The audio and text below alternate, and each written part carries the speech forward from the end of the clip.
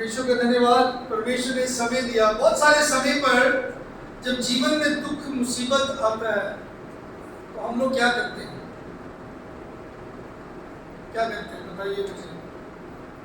जब हमारे सम्मुख या हमारे जीवनों में दुख मुसीबत आता है तो हम या मुसीबतों का सामना करते हैं, when we face certain problems or difficulties, especially उस समय पर जब हमारे जीवन में हमने गलत निर्णय लिया और गलत निर्णय के कारण हमारे जीवन में दुविधाएं आती हैं, मुश्किल आती है, तो ज्यादातर क्या होता है? हाँ जी, ज्यादातर जो है हमारे लोगों के या हमारे अपने मन क्या है, कड़वाहट से भर जाता है। हम ज्यादा कठोर हो जाते हैं, ज्यादा विरोध में बन जाते हैं और गुस्से में और ज्यादा क्रोध में बने रहते हैं। लेकिन एक मसीही होते हुए, एक विश्वासी होते हुए हमें ऐसा नहीं करना चाहिए। प्रभु के वचन हमें इस बात को सिखाता है। मेरे प्रियो, प्रभु के सन्मुख, मैं आपके सन्मुख एक वचन जो प्रभु के सन्मुख आए हुए आप सबके लिए एक वचन पढ़ना चाहता हूं। और वो वचन पुराने नियम में रूत की पुस्तक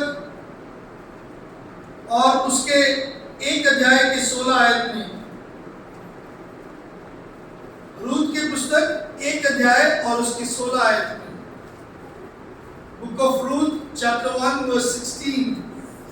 रूत बोली, तू मुझसे ये विनती ना कर कि मुझे त्याग या छोड़कर लौट जा, क्योंकि जिधर तू जाए उधर मैं भी जाऊंगी, जहां तू टिके वहां मैं भी टिकूंगी। तेरे लोग मेरे लोग होंगे और तेरा परमेश्वर मेरा परमेश्वर होगा। हमारे जीवनों में जो हम निर्णय लेते हैं वो उस बात पर निर्भर करता है कि हमारा परिणाम क्या निकलता है। आपने अपने जीवन में किस प्रकार का निर्णय लिया है, इसके ऊपर हमने कई बार बात किया है, लेकिन आज एक अलग से पारिवारिक कहानी को ध्यान देंगे। बीते दिनों में मैंने इस पर मनन किया और मुझे बहुत अच्छा लगा।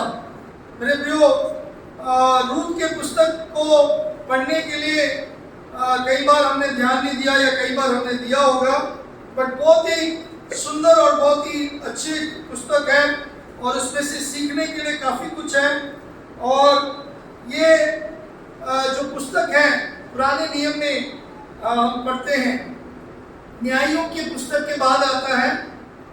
और ये पुस्तक जो है एक जीवनी, एक पारिवारिक पुस्तक भी है।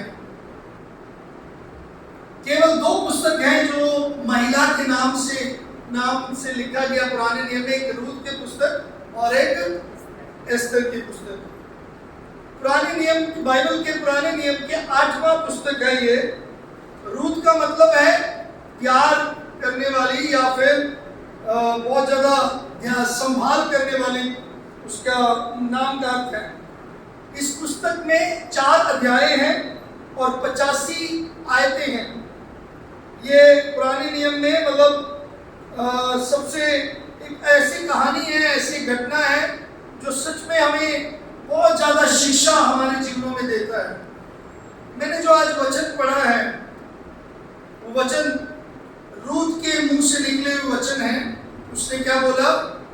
तो मुझसे ये विनती ना कर कि मैं तुझे त्याग या छोड़कर लौट जाऊं, क्योंकि जिधर तू जाए उधर मैं भी जाऊंगी और जहां तू टिके वहां मैं भी टिकूंगी। तेरे लोग मेरे लोग होंगे, तेरा परमेश्वर मेरा परमेश्वर।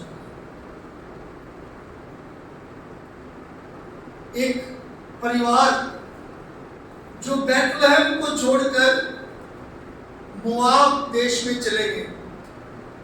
बैतलहम में कुछ देर के लिए सूखापन, अकाल आ गया था। और अकाल इसलिए नहीं आया कि उन्होंने मतलब सब अच्छा कर रहे थे इसलिए प्रभु ने अकाल वैसे ही भेज दिया। नहीं, अकाल उनके लिए एक सजा के रूप में था।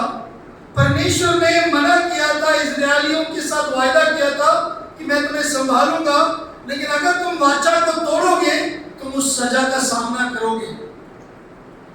हम विश्वासी लोग बहुत सारे समय पर क्या होते हैं, जब आफतें मुसीबत आते हैं, हम परमेश्वर के ऊपर इल्जाम लगाने की कोशिश करते हैं या उस पर जल्दी से जल्दी उसके ऊपर टिप्पणी करते हैं, प्रभु ने ऐसा क्यों कर दिया, इसके बजाय कि हम अपने ऊपर ध्यान दें। यहाँ पे एक परिवार है और उस परिवार में एलीमेलेक करके एक व्यक्ति है और इसमें एक सबसे दुखद कहानी इस परिवार का ये होता है कि एलीमेलेक और नाओमी क्या है, जब बेथलेहम में अकाल आया वो मोआब में चले गए। उनके दो बेटे, क्या नाम है उनका, है? आप पढ़ सकते हो, पहले अध्याय में सारा कुछ है। नाओमी का पति एलीमेलेक और नाओमी और उसके दोनों पुत्र रह गए और एक का नाम मोआबिन, जो दोनों पुत्र हैं उनके बारे में उनके नाम भी लिखा है 5वीं आयत में, महलोन और किलियोन।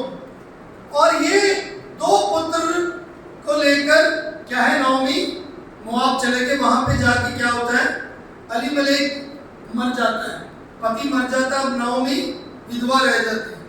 नाओमी विधवा रह जाती, बेटे जो महलोन और किलियोन है उनकी शादी मोआब देश में करते हैं। अब यहाँ पे शुरू से ही प्रॉब्लम क्या होता है कि बेथलेहम का मतलब आपको पता है कि नहीं मुझे मालूम नहीं, लेकिन बेथलेहम नगर का अर्थ है रोटी का घर। क्या है? House of bread. बेथलेहम नगर का नाम का अर्थ है रोटी का घर। बेथलेहम में चाहे कुछ भी हो जाए, परमेश्वर का घर है, परमेश्वर का चुना हुआ जगह है, उसमें कभी भी कमी नहीं आ सकती। लेकिन थोड़ी सी मुश्किल आई, अकाल आया, तो ये लोगों ने क्या किया, मोआब में चले गए। विश्वासियों, बहुत सारे समय पर हम परमेश्वर के बेथलेहम को छोड़कर मोआब जाते हैं। और ना सिर्फ मोआब गए हैं, नाओमी और एलीमेलेक ने क्या किया, दोनों बेटे को शादी भी मोआबियों के साथ कर दिया। जबकि परमेश्वर की व्यवस्था में बड़ा स्पष्ट है कि मोआबी का इजरायली के साथ, यहूदी के साथ, परमेश्वर के चुने हुए लोगों के साथ कोई भी मेल नहीं है, कोई भी रिश्ता नहीं है। वहां पे मोआबी जो है ओर्फा और रूत के साथ इन दोनों बेटे का विवाह हो जाता है। और ज्यादा कहानी लंबी वहां पे नहीं होती, लेकिन दोनों बेटों की मृत्यु हो जाती है और दोनों विधवा रह जाते हैं। कौन? रूत और ओर्फा। और नाओमी 3 महिलाएं रह गई, 3 बहनें रह गई या 3 विधवाएं वहां पे रह गए और तीनों के साथ कोई भी पुरुष नहीं है। एक दुखद बात, एक दुखद जो है कहानी में समय आया। वहां से वो भाग के गए थे कि हमारे जीवन में, क्योंकि मोआब में उस समय रोटी था, उसने रोटी के लिए वहां गए थे, लेकिन रोटी के घर को छोड़कर जहां थोड़ी देर के लिए रोटी मिलती वहां गए। आज पाप हमें इतना लुभाता है कि हम थोड़े से पाप के मजे के लिए अपने जो हमेशा की शांति को भंग करने के लिए तैयार हैं। इस 4 अध्यायों में, एक अध्याय में बहुत कुछ सीखने के लिए है। और इसी अध्याय में जब हम पढ़ते हैं, और एक और बात, खूबसूरत बात है रूत की पुस्तक में पढ़ने जानकारी के लिए बताना चाहता हूँ, इसका शुरुआत बेथलेहम से होता है, अंत भी बेथलेहम में होता है। और जब वो बेथलेहम से दूर जाते हैं तो उनके घर में, उनके जीवन में क्या होता है, वो अकाल से उनके जीवन में मृत्यु आ जाता है। From famine they are led to funerals because they went away from Bethlehem. ना सिर्फ बेथलेहम में जाने से ऐसा हुआ, लेकिन जब वो बेथलेहम में वापस आए, क्या हुआ, विवाह भी हुआ और उनके ऊपर बहुत सारी आशीषें भी आई। मेरे प्रियो, रूत के पुस्तक में रूत एक ऐसी अभिनेत्री के रूप में हम उसको सीन में देख सकते, एक परिवार में जो मोआबी होकर भी परमेश्वर की करुणा कृपा को जिसने अनुभव किया। आज मैं आपके सम्मुख बताना चाहता हूँ, कई बार हम अपने लिए टेक इट ग्रांटेड ले लेते हैं कि परमेश्वर के चुने हुए हैं, परमेश्वर के हम अपने हैं, परमेश्वर के हम निज प्रजा हैं, परमेश्वर के विश्वासी हैं, हम जैसे मर्जी जिए, कोई प्रॉब्लम नहीं। नवोमी अपने थोड़े पल के लिए, थोड़े देर के सुख के लिए, थोड़े देर के उस रोटी के लिए वो मोआब गई जहां पे परमेश्वर ने मना किया, लेकिन उसको उसका परिणाम सामना करना पड़ा। ध्यान रखिए, आपके जीवन में आप थोड़े देर के खुशी आनंद के लिए कहीं भी जाते हो, उसका परिणाम आपको सहना पड़ेगा। मैं विश्वासी हूं आपसे बात कर रहा हूं।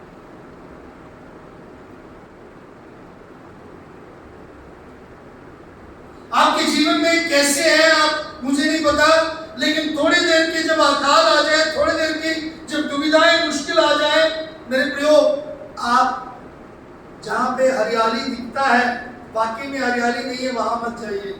जहां पे परमेश्वर चरवाहा नहीं है, वहां ना जाइए।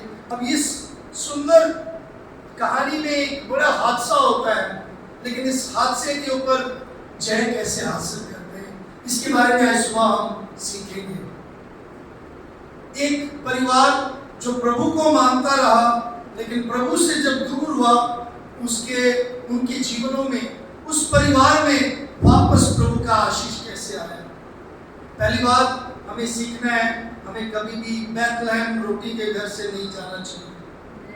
हमें परमेश्वर के उपस्थिति को छोड़कर हमें दुष्ट की जगह पर नहीं जाना चाहिए। परमेश्वर के आशीषों को छोड़कर हम शराब की जगह पर नहीं जाना चाहिए। शराब की जगह नहीं बोली, शराब की जगह पर भी नहीं जाना चाहिए। परमेश्वर हमें अपने सन्मुख रखता है। जैसे आगे बढ़ते हैं, हम देख सकते हैं वहां पे बहुत ज्यादा दुख का समय आया। आप सोचिए, एक परिवार में दोनों बेटों, पति की मृत्यु हो गई और फिर दोनों बेटों की मृत्यु हुई। नवोमी के जीवन में नवोमी कड़वाहट से भर सकती है, और एक समय पर नवोमी क्या बोलती है कि मुझे तुम क्या है, नवोमी मत कहो, मुझे तुम मारा कहो, क्योंकि मेरे साथ इतना मेरे साथ दुख हुआ, मैं पीड़ा में हूं, मुझे दुख पहुंचा है। लेकिन वहां पे देख सकते हैं हम 9वीं आयत में कि तुम वहां पे नवोमी क्या कहती है, नवोमी एक बात कहती है, अपने दोनों बहुओं को कहती है कि तुम मोआब में रहो, लेकिन मैं वापस जा रही हूं, मैं वापस जा रही हूं बैतलहम में, मेरे अपने घर पे, मेरे अपने लोगों के बीच में, मेरे अपने परमेश्वर के पास जा रही हूं। जब नवोमी ने ऐसा बोला, ऑर्पा ने क्या किया, वो रुक गई। लेकिन एक बहू, एक उनकी जो नू थी, मतलब नो थी, जो उन्हें कर दे, उन्हें क्या लिया, उन्हें क्या जी, मेरी माँ, मेरी सस, मैं जितने तू जाएंगी मैं भी तेरे नहीं, तेरे लोग मेरे लोग, तेरे परमेश्वर मेरा परमेश्वर, your people are my people, your God will be my God।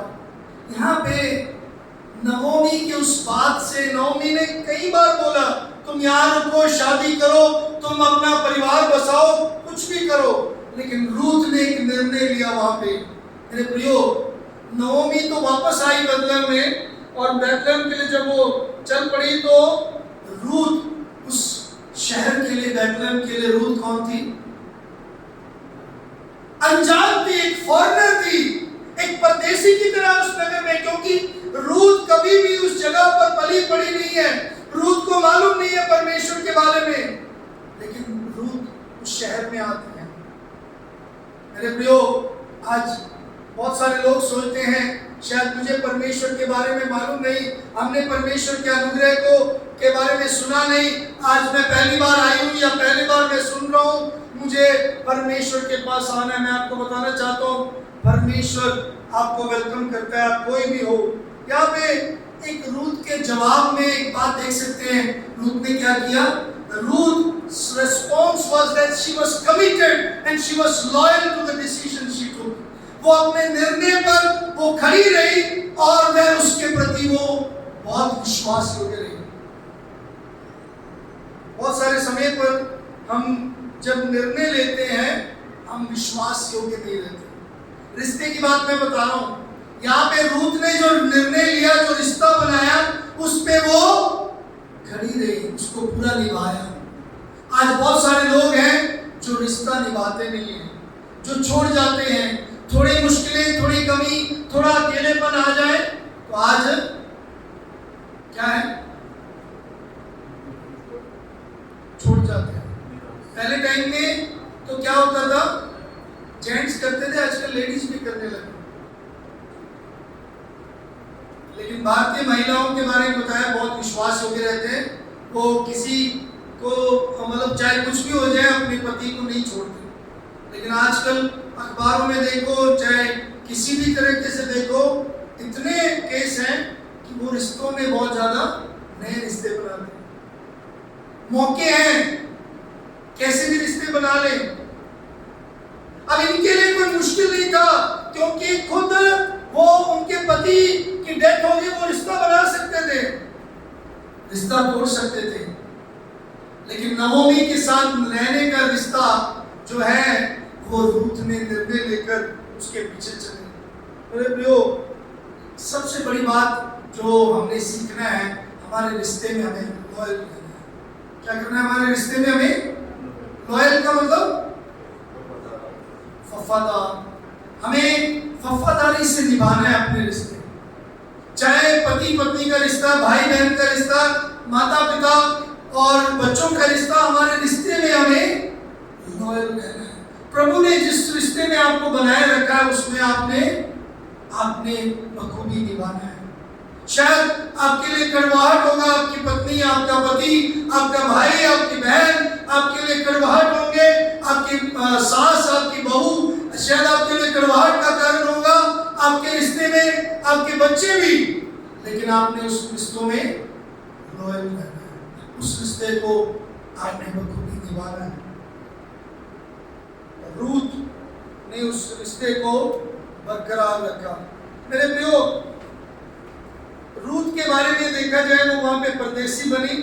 और एक और इस पूरे पुस्तक में सीखने वाली बात है जो मैंने ध्यान दिया और मैंने सीखा पिछले दिनों में।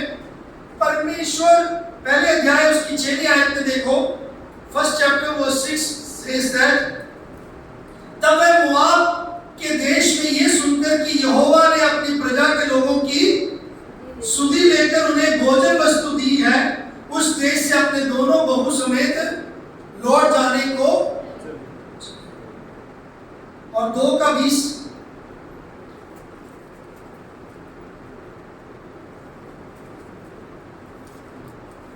नयोमी ने अपनी बहू से कहा, वह यहोवा की ओर से आशीष पाए, क्योंकि उसने ना तो जीवित पर से और ना मरे हुए पर से अपनी करुणा हटाई।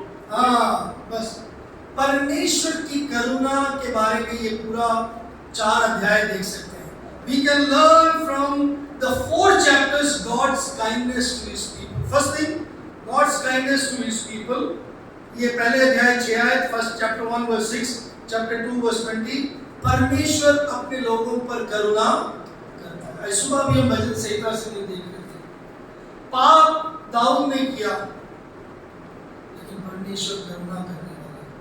परमेश्वर हमें मौका देता है, अवसर देता है। परमेश्वर दया करता है, करुणा करता है। परमेश्वर ने अपने लोगों पर करुणा किया।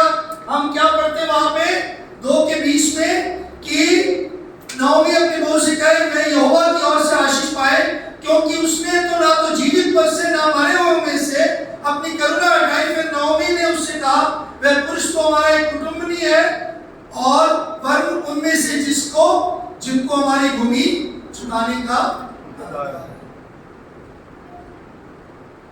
मैं कहानी को आगे बताऊंगा क्या हुआ, लेकिन मैं आपको बताना चाहता हूँ पहले अध्याय में परमेश्वर अपने लोगों पर करुणा करता है। क्या करुणा किया? उनको वापस ले आने के लिए परमेश्वर करुणा करता है। वापस इनवाइट करने के लिए, आप वापस स्वागत करने के लिए परमेश्वर आज भी तैयार है। अगर आप परमेश्वर को नहीं जानते, अगर आपने परमेश्वर के प्रेम को नहीं अनुभव किया, परमेश्वर को वचन बताते हैं, हे सब बोझ से दबे हुए लोगों मेरे पास आओ, मैं तुम्हें विश्राम दूंगा, मैं तुम्हें आराम दूंगा। मेरे पास आओगे, मेरा जुआ उठाओगे तो तुम आराम पाओगे। मेरे प्रियो, परमेश्वर के करुणा का अनुभव करने के लिए परमेश्वर अपने लोगों को बुलाते हैं, परमेश्वर स्वागत करता है, परमेश्वर हमेशा तैयार है। ना सिर्फ परमेश्वर का अनुग्रह देख सकते, वहां पे रूत का अनुग्रह दे सकते हैं। दूसरे अध्याय में रूथ काइंडनेस टू नओमी 2:18 में देखो, 2:18 में जब वह उसे उठाकर नगर में गई तो उसकी सास ने उसको बिना हुआ देखा और जो कुछ उसने तृप्त होकर बचाया था उसको उसे निकाल कर अपनी सास को। रूथ नओमी के ऊपर दया करती है, अनुग्रह करती है। मेरे प्रियो, परमेश्वर अनुग्रह करता है और परमेश्वर अपने लोगों को इस्तेमाल करता है कि कौन अनुग्रह करे। यहाँ पे नओमी बहुत ज्यादा कड़वाहट से भरी है, नओमी बहुत ज्यादा दुखी है, नओमी के साथ रूथ चल पड़ी है, लेकिन जब वापस आती है तो उनके पास खाने के लिए कुछ भी नहीं है। खाने के लिए वहां पे उस समय पर ऐसा नियम था, जिस खेत में फसल उगता था, फसल उपज होती थी, फसल के कटाई के बाद कुछ जगहों पर, कुछ खेत के जगह पर फसल को छोड़ देना चाहिए। कुछ गेहूं को it should be left over the grains which are collected, जो गेहूं इकट्ठा किया जाता है उसको छोड़ देना चाहिए था कुछ, और ऐसे ही किया। वहां पे एक व्यक्ति है जिसका नाम बोआज है। बोआज बहुत अमीर व्यक्ति जिसका बहुत ज्यादा खेत है, और बोआज ने अपनी खेती में जिन लोगों को काम पे लगाया था, जिन लड़कों को या जिन पुरुषों को लगाया था, उनको बोला था जो छूट जाए छोड़ देना। तो ये बात नओमी ने रूथ को जरूर बताया, अगर कुछ खाने के लिए चाहिए तो बचे हुए खेत में जो बचे हुए दाने हैं या जो गेहूं गिरा हुआ है वो जाके इकट्ठा कर लो, वो हमारे लिए काफी होगा। जब रूथ वहां जाती है तो लोग उसके ऊपर देखते ये कौन है, फिर भी रूथ के बारे में बोआज को पता लगता है। बोआज क्या करता है, अब 2:13-16 में देखते हैं। बोआज अनुग्रह करता है रूथ के ऊपर। क्या करता है? अनुग्रह करता है, मतलब दया दिखाता है। कोई बात नहीं, इसके पास कुछ नहीं है, लेकिन किस लिए अनुग्रह करता है ये बात पे ध्यान देना, क्योंकि रूथ के निर्णय के आधार पर बोआज कहता है रूथ मुझे पता है तुमने अपने सास के साथ वापस आने के लिए तुमने निर्णय लिया, तुम वापस आए, इसलिए मैं तुम्हारे पर करुणा करता हूं। और बोआज रूथ के ऊपर करुणा करता है। 2:13-16। फिर बोआज क्या करता है, ना सिर्फ रूथ के ऊपर करुणा करता है बल्कि 2 के बीच में एलीमेलेक के पूरे परिवार के ऊपर वो करुणा करता है। और फिर हम देख सकते हैं 3 अध्याय में उसकी पहली आयत में अब नओमी रूथ के ऊपर करुणा कर रही, क्योंकि उस समय पे एक और नियम था, एक और व्यवस्था रूल था कि जिसके पास खेत है, अगर वो खेत का कुछ हिस्सा, मतलब वो छुटकारा तभी विधवाओं को छुटकारा दे सकता है जो जिसके पास पैसा हो, जिसके पास खेत हो। तो ये जो बोआज है, ये अमीर व्यक्ति इन विधवाओं के साथ शादी करने के लिए या इस विधवा के साथ, रूथ के साथ शादी करने के लिए केवल यही वहां पे योग्य था, यही वहां पे लायक था। मेरे प्रियो, नओमी ने क्या किया, रूथ को बोला तुम जाओ, बोआज वो हमारे साथ रिश्ता बना सकता है, तुम उसको बोलो मेरी हालात ऐसे हैं और वो तुम पर दया करेगा। रूथ को अपने परिवार में, अपने देश में, अपने लोगों के बीच में ग्रहण करने के लिए नओमी ने क्या कर दिया, अनुमति दे दी। 3 अध्याय पहले आयत में क्या लिखा है, उसकी सास नओमी ने उससे कहा, हे मेरी बेटी, क्या मैं तेरे लिए का ना ढूंढूं कि तेरा भला हो। अब नओमी क्या करेगी, क्या पढ़ती हो आप? नओमी क्या बोल रही है? What did you read? What are you reading? क्या पढ़ रहे हो? बताइए जल्दी। नओमी क्या बोल रही है? कैसे बोल रही हो? हे मेरी बेटी। नओमी ने उसको अपना बेटी मान लिया। अब वो बहू सास वाला क्योंकि कभी सास भी बहू थी ऐसा नहीं है, अब उसने अपने क्या है बहू को बेटी कर ली। क्या बोली, मैं भी चाहती हूं कि तेरे ऊपर भला हो। मेरे प्रियो, परमेश्वर के अनुग्रह की दृष्टि हमारे ऊपर होता है, हमें दूसरे के ऊपर अनुग्रह करना चाहिए। हम परमेश्वर के चुने हुए हैं, परमेश्वर के निज प्रजा है, परमेश्वर के संतान है, उसके आशीषों को हम अनुभव करते हैं, लेकिन हम अनुग्रह दूसरे के ऊपर नहीं करते। हमें हमारे ऊपर अनुग्रह मिल जाए, हम कितना भी दुखी हो जाए कोई बात नहीं, लेकिन हम दूसरों के ऊपर अनुग्रह नहीं करते। यहाँ पे परमेश्वर के जो अनुग्रह को नओमी ने जो अनुभव किया, उसने रूत के ऊपर भी उस अनुग्रह को किया। ना सिर्फ ये बात दोबारा रूत के ऊपर अनुग्रह कैसे परमेश्वर को होता है, 4:13 देखो, 4:13 में क्या लिखा है, जब बोआज ने रूत को ब्याह लिया और वह उसकी पत्नी होगी, जब वह उसके पास गया तो यहोवा की दया से उसका गर्भ रहा और उसके एक बेटा उत्पन्न हुआ। मेरे प्रियो, मैं यहाँ पे जल्दी से जल्दी जो बात मैं लेके आना चाहता हूँ वो रखना चाहता हूँ।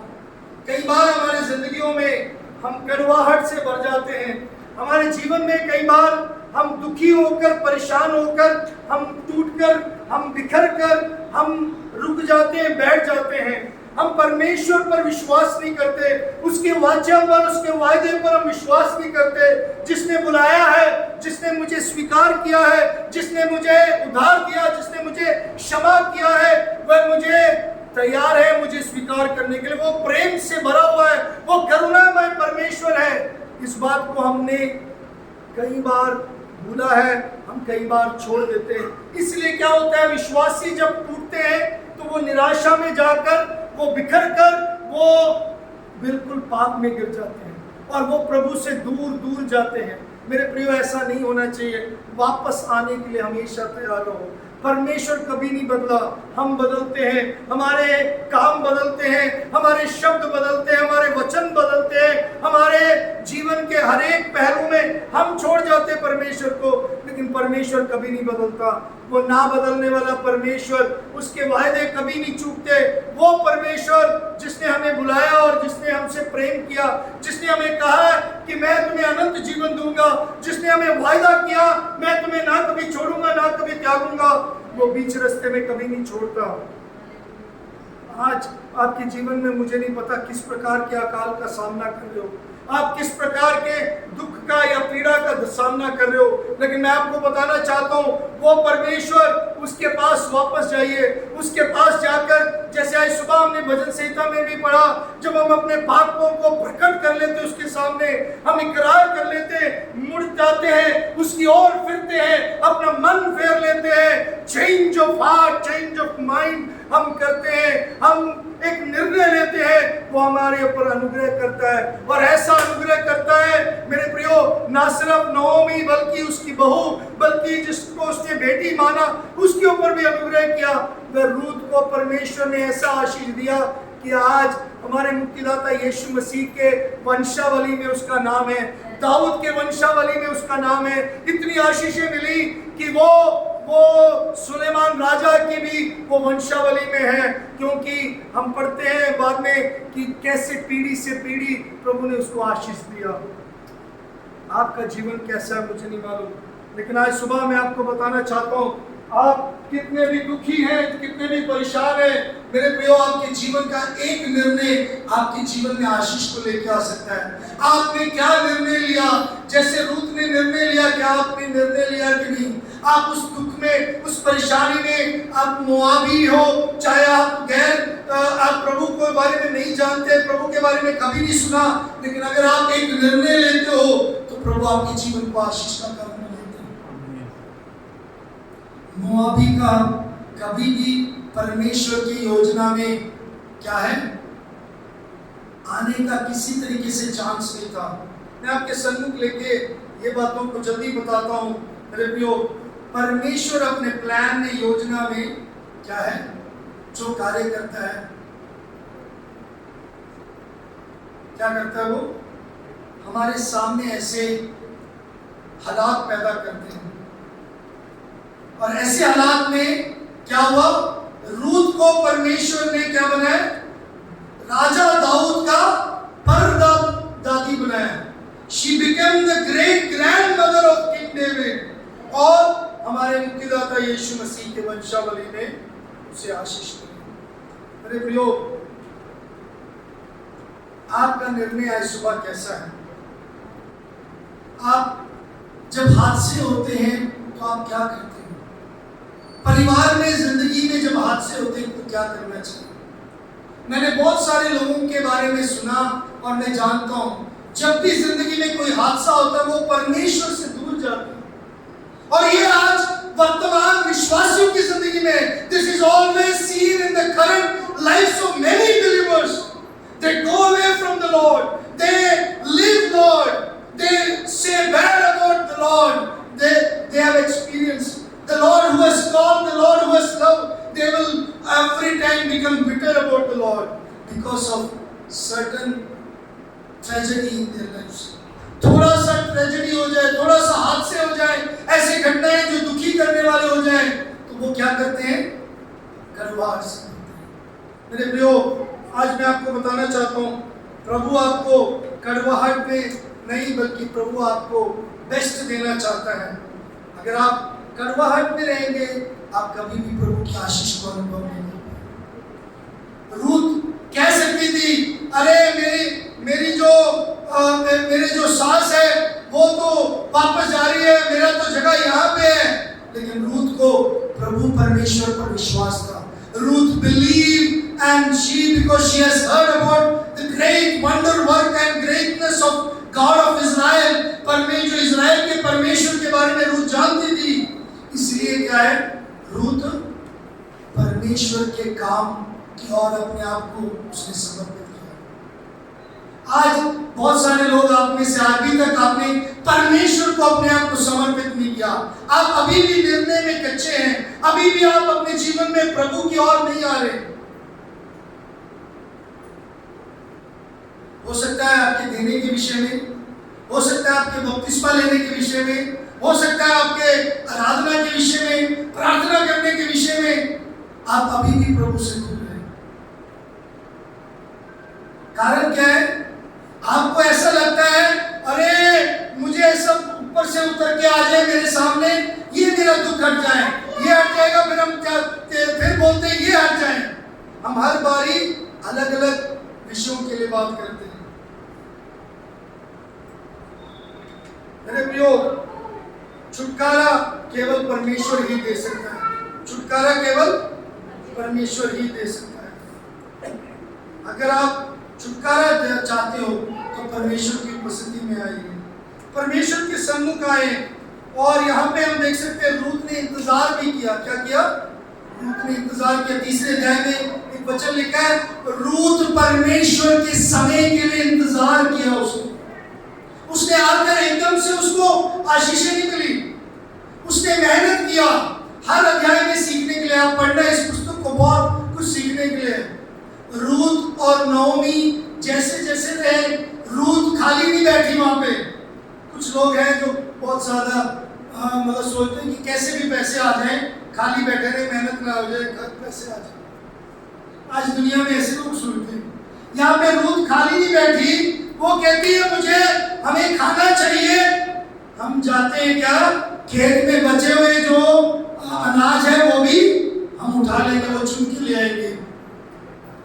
और वो जब चुन के लेके आती है उसको डांटनी पड़ती, लेकिन बोआज जो मालिक है उस खेत का, वो देख लेता है।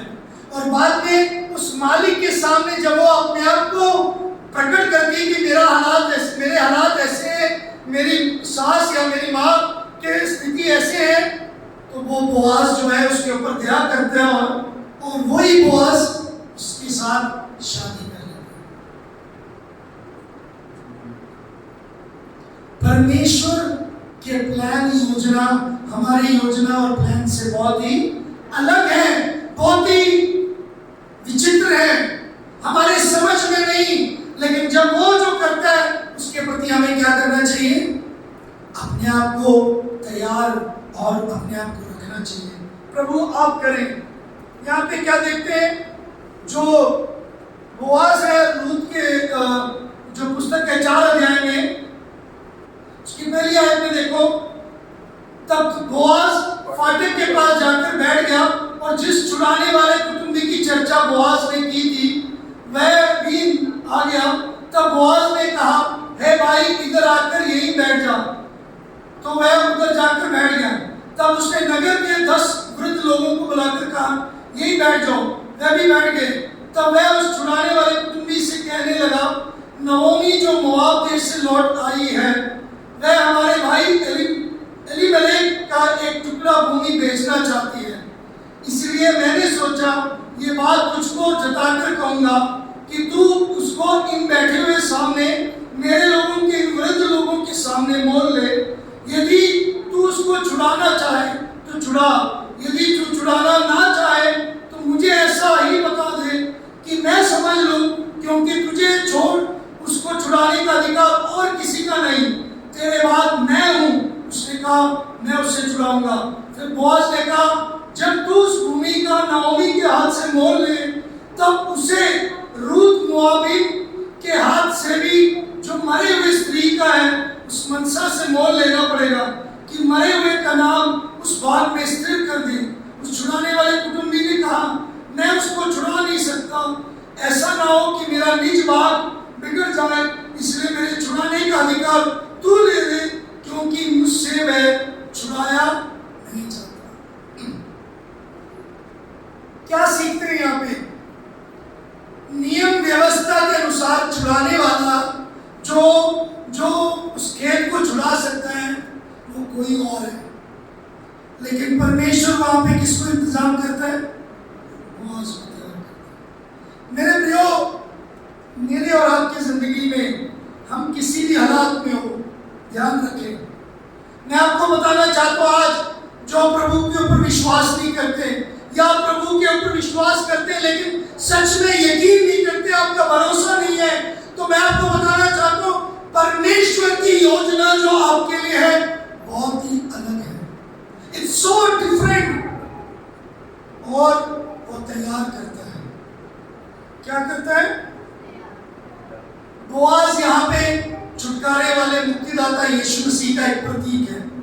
यीशु मसीह ने हमारे छुटकारे के लिए, अगर हम 2 अध्याय 9 आयत में देखेंगे तो रूत को क्या है? एक पानी ताजगी मिली और पवित्र आत्मा यीशु मसीह ने दिया कि हमारे जीवन को ताजगी मिले। मेरे प्रियो, हमारे जिंदगी कैसे है? आपकी जिंदगी कैसा है? आपने क्या परमेश्वर के लिए निर्णय लिया? आपका कमिटमेंट अनवेवरिंग होना चाहिए, ना डगमगाने वाला निर्णय।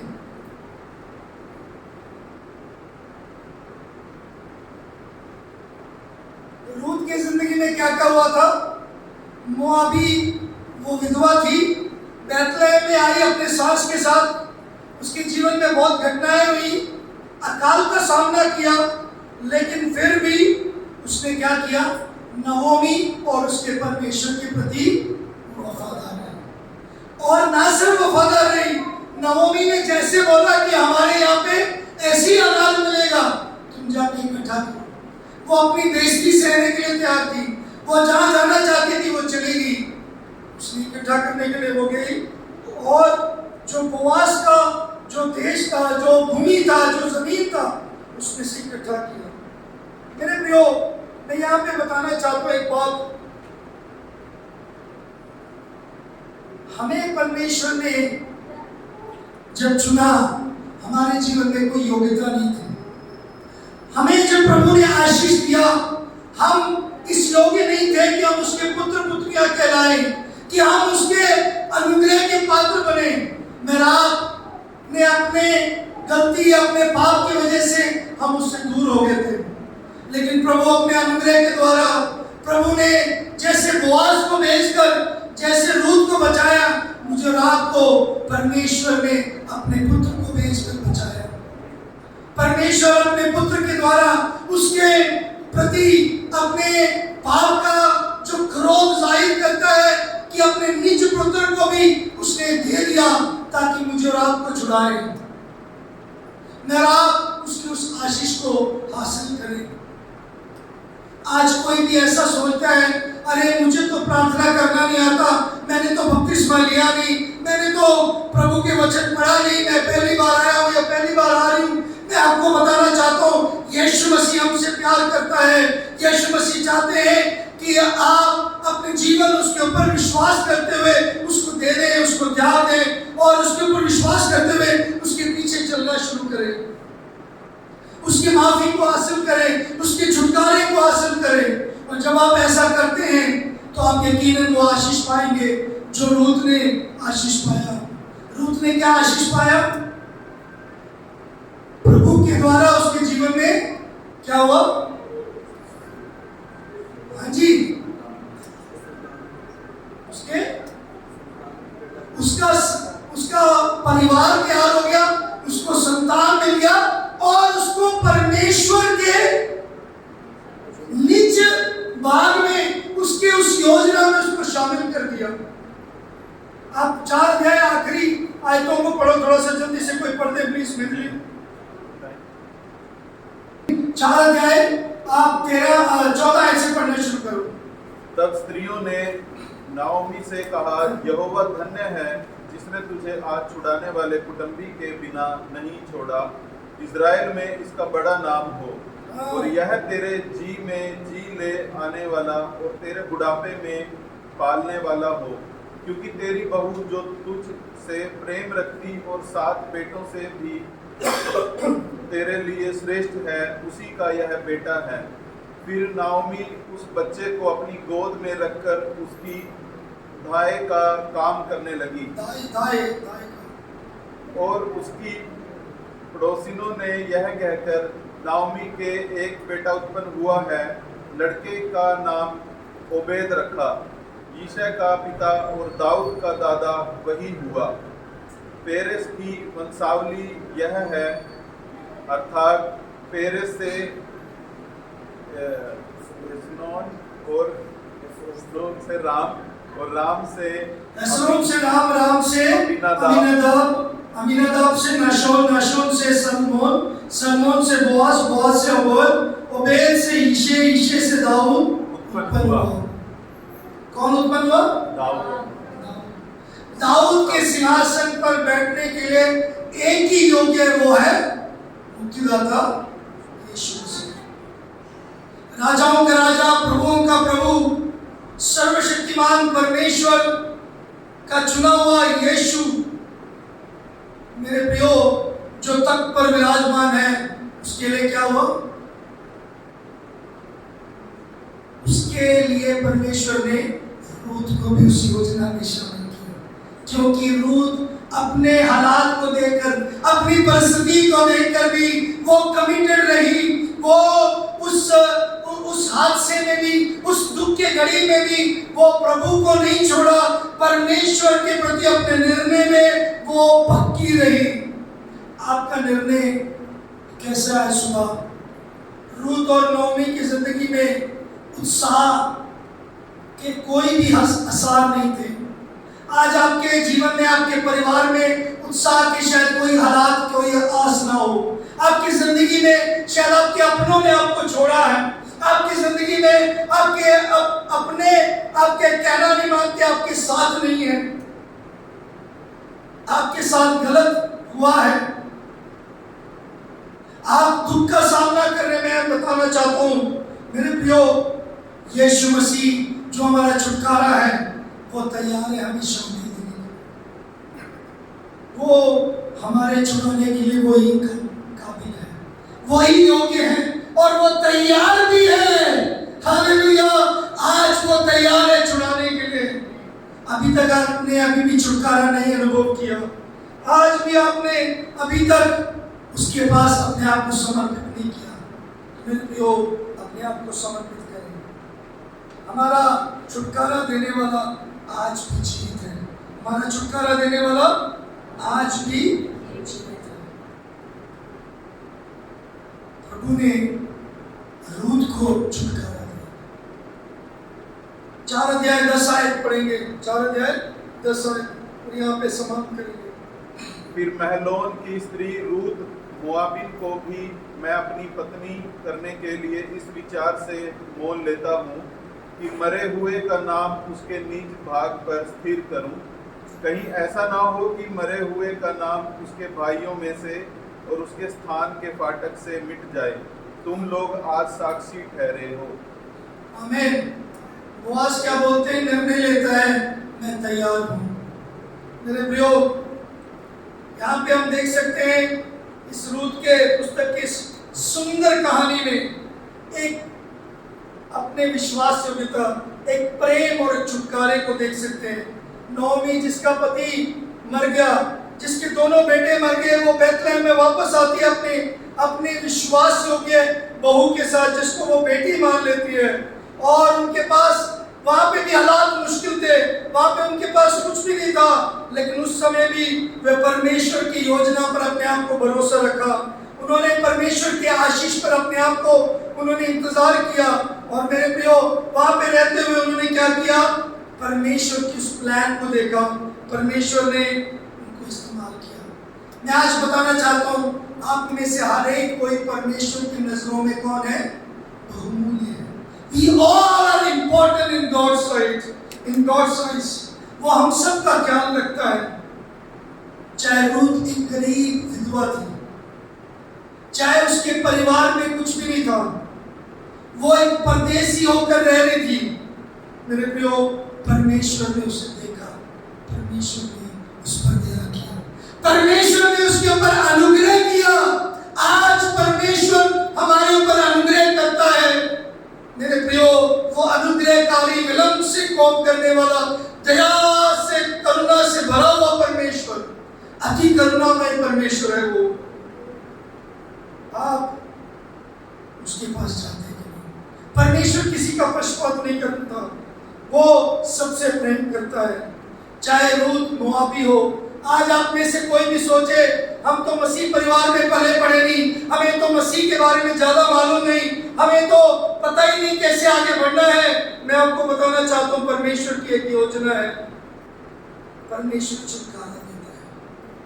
आप अपने आप को परमेश्वर के हाथों में सौंप दीजिए। मैं और आप पर इस रूत की तरह, मेरे प्रियो, हम पापी होकर हम परमेश्वर से दूर थे, हम अंधकार में थे, परमेश्वर ने हमें स्वीकार किया। हो सकता है हमें से कई लोग नौमी की तरह शायद रोते होंगे। हमें जब दुख आता है, मुसीबत आता है, तो मेरे प्रियो, हम तैयार है कि नहीं परमेश्वर की योजना पर विश्वास करने के लिए? हमारे पाप में स्वभाव, हमारा खालीपन में से हमें छुटने की जरूरत है। हमें परमेश्वर की छुटकारे पर, उसकी विश्वास योग्यता पर हमें निर्भर होने की जरूरत है। परमेश्वर अपने लोगों को संभालता है। ये कहानी ना सिर्फ रूत के बचाव की कहानी है, बल्कि ये कहानी ये भी है कि परमेश्वर अपने लोगों को संभालता है। मैंने जब इस कहानी को दोबारा पढ़ा या इसके ऊपर मनन किया, मेरे को बहुत, हर अध्याय में बहुत कुछ सीखने को मिला। और मैं आपको बताना चाहता हूँ, हमारा परमेश्वर जो सर्वज्ञानी परमेश्वर है, आपके बारे में जो सब कुछ जानता है, आपके अंतिम, जब मैं और आप अपने पेटी में डाल दिए जाएंगे, अपने कफन बॉक्स में डाल दिए जाएंगे, तब तक की सारी योजना उसको मालूम है। हमें इसलिए घबराए नहीं, इसलिए कभी भी दूर न जाए उससे। इसलिए थोड़ी देर का अकाल, थोड़ी देर की विपत्ति, हादसा, दुख, मुसीबत, परेशानी, क्लेश, कष्टों के बीच में भी कभी भी भागे ना, कभी भी उससे दूर ना हो, बल्कि परमेश्वर पर विश्वास रखें। हमेशा याद रखें, परमेश्वर उसको मान देता है जो उसका आदर करता है। मेरे प्रियो, परमेश्वर ने नओमी के घर में आशीष भेजा। परमेश्वर ने नओमी के दुख को आनंद में बदल दिया। भजन संहिता में लिखा है, वे मेरे दुख को क्या है, नृत्य में बदल देता है। मेरे दुख को नृत्य में बदल देता है। इस परमेश्वर पर आप कितना विश्वास करते हो, कितना उसके पीछे आप निर्भर हो, कितना उसकी योजनाओं पर आप चलते हो, उसके अनुसार आप कितना अपने आप को समर्पित करते हो। मेरे प्रियो, how much we trust this unchanging, faithful God, who is so good to us, who is so kind to us, that as he was kind to Naomi, as he was kind to Ruth, as he was kind to Boaz, and he made Boaz kind to Ruth also, he is kind to me and you. वो मेरे और आपके प्रति वो अनुग्रहकारी है। क्या हम उसके अनुग्रह को अनुभव करते हैं? क्या हम उसके अनुग्रह को अनुभव करते हुए उसके प्रति विश्वास योग्य है कि नहीं? आज बहुत सारे लोग नहीं आए, आज चर्च के मेंबर्स नहीं आए। आज मैं आपको बताना चाहता हूँ, जो नहीं भी आए, प्रभु आपके ऊपर अनुग्रह करता है। आप जानबूझकर भी आप प्रभु से दूर हैं, तब भी प्रभु का अनुग्रह को आप अनुभव करें, उसको हल्का मत लो, उससे दूर मत जाओ। आप बाद में अकाल में पड़कर आप दुखी होकर परेशान हो जाएंगे। आप प्रभु के उस परिणाम को अनुभव करने के लिए क्यों अपने आप को सौंप रहे हो? क्यों आप कह रहे हो कि मुझे रोटी का घर नहीं चाहिए, मुझे चर्च नहीं चाहिए, मुझे आत्मिकता नहीं चाहिए, मुझे बस शरीर चाहिए, मुझे बस कमाना है, मुझे बस काम चाहिए, मुझे बस कारोबार चाहिए, मुझे बस शरीर की लालसा, मुझे आराम चाहिए, मुझे घूमना फिरना है, मुझे मजा करना है, मुझे पैसा चाहिए, मुझे नशा चाहिए। ये सब क्यों कहते हो आप? क्योंकि आप परमेश्वर के अनुग्रह को नहीं अनुभव किया। मैं आपको बताना चाहता हूं, हमारा परमेश्वर अनुग्रहकारी परमेश्वर, उसके प्रति अपने आप को समर्पित कर दीजिए। Understand that He is great God. He doesn't leave anyone. चाहे आपके जीवन में कुछ भी परिस्थिति आए, वो आपको कभी नहीं छोड़ता, कभी भी नहीं छोड़ता। वो त्याग करता है। दयालु परमेश्वर का धन्यवाद करते हैं। प्यारे परमेश्वर, हम आपका धन्यवाद करते हैं कि आप अनुग्रहकारी दयालु परमेश्वर हैं। हम आपके सम्मुख आते हैं और आपसे प्रार्थना मांगते हैं प्रभु जी इन प्रियजनों के लिए जो सुन रहे हैं, जो प्रियजन यहाँ पे बैठे हैं, जो आज नहीं आए, प्रभु जी उन्होंने आपके अनुग्रह को ठुकराया, वो नहीं पहचान रहे, वो जानबूझकर नहीं आ रहे, वो प्रभु जी आना चाहते हैं, लेकिन कुछ थोड़े बहुते प्रभु जी अपने उन सुविधाओं की वजह से वो नहीं आ रहे। प्रभु जी आप उनसे बात करें, वो समझे आपके अनुग्रह को, वो समझे कि आपकी योजना क्या है, कि आप उनको आशीष देना चाहते हैं, आप उनको उठाना चाहते हैं, आप उनको प्रभु जी आगे बढ़ाना चाहते हैं। प्यारे परमेश्वर उनके जीवन में कार्य करें। जो पहले स्थान आपको नहीं देते, जो आपको नहीं समझते, जो आपके महान योजना को नहीं समझ पाए, जो आपके छुटकारे को नहीं अनुभव कर रहे, और प्रभु जी रोटी के घर को छोड़ के जाते हैं। प्रभु जी मेरी प्रार्थना है कि आप उनके ऊपर दया करें कि वो वापस आ जाएं, जो नशे में समय बिताते हैं, जो प्रभु जी अपने कारोबार में आज समय बिता रहे हैं, जो जानबूझकर घर बैठकर बेकार में समय बिता रहे हैं, और जो खेल कूद में, जो मनोरंजन में समय बिता रहे हैं, जो प्रभु आपके अनुग्रह को ठुकरा रहे हैं, प्रभु जी आप उनके ऊपर दया कर उनके वापस ले आए, ताकि उस मौके को, उस अवसर को उठा सके, ताकि वो प्रभु जी उस पीड़ा, उस दुख को, उस सूखेपन को, उस फैमिन को ना अनुभव करे। मेरी तो प्रार्थना यही है, मैं चाहता हूँ वो उस श्राप में ना जाए, उस सूखेपन में, उस अकाल में ना पड़े। प्रभु आप हम सब के ऊपर भी दया करते हैं, ताकि हम दूसरे के ऊपर अनुग्रह करें, जैसे बोआज ने अनुग्रह किया, जैसे रूत ने अनुग्रह किया, और प्रभु जी जैसे नौमी ने अनुग्रह किया, हमें भी अनुग्रह दिखाना है। प्यारे परमेश्वर हम सबकी सहायता करें। हम आपके ना बदलने वाले वचन, ना बदलने वाले योजनाओं पर भी याद रखें। आपके विश्वास योग्यता पर प्रभु जी हम निर्भर रहे। धन्यवाद, आपने हमारी प्रार्थना को सुना। प्रभु जी आराधना के आरंभ से लेकर इस समय तक आपने हमारी सहायता किया। प्यारे परमेश्वर आपको सारा आदर मान देते हैं। धन्यवाद, आपने शक्ति बल दिया, आपको सारा आदर मान देते हैं। यीशु मसीह के नाम से।